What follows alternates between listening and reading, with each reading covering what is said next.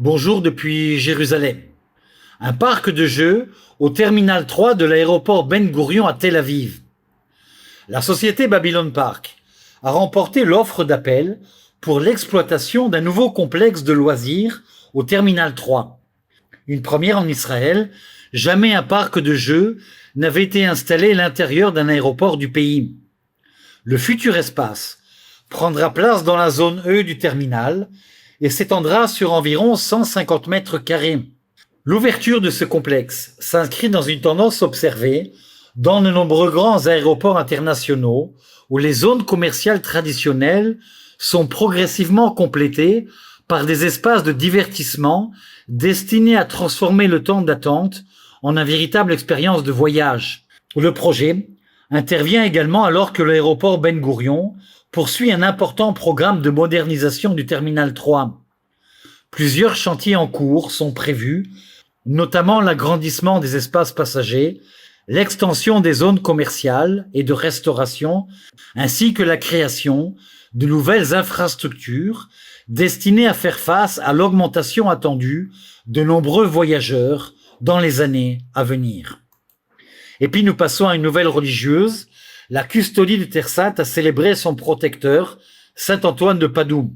Dans un climat de profond recueillement et d'inquiétude face aux événements qui secouent la région, la custodie de Terre Sainte a célébré à Jérusalem la fête de saint Antoine de Padoue, son patron et protecteur.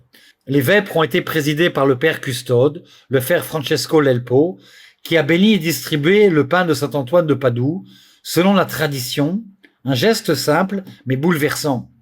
Dans son homélie, le custode a affirmé « Le cœur du Christ nous révèle un Dieu qui s'émeut, un Dieu qui aime, un Dieu qui ne reste pas distant des événements de l'homme, mais qui entre dans notre histoire jusqu'à partager notre fragilité et notre souffrance. » Le point culminant des célébrations a été atteint le 13 juin lors de la messe solennelle présidée par le custode, le frère Francesco Lelpo.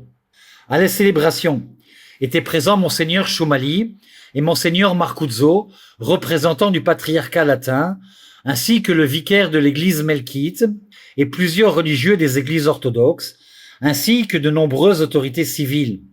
Marqué par la peur et l'incertitude, le custode a demandé à saint Antoine de donner aux fidèles l'espérance et la force de créer des points de paix dans le monde entier.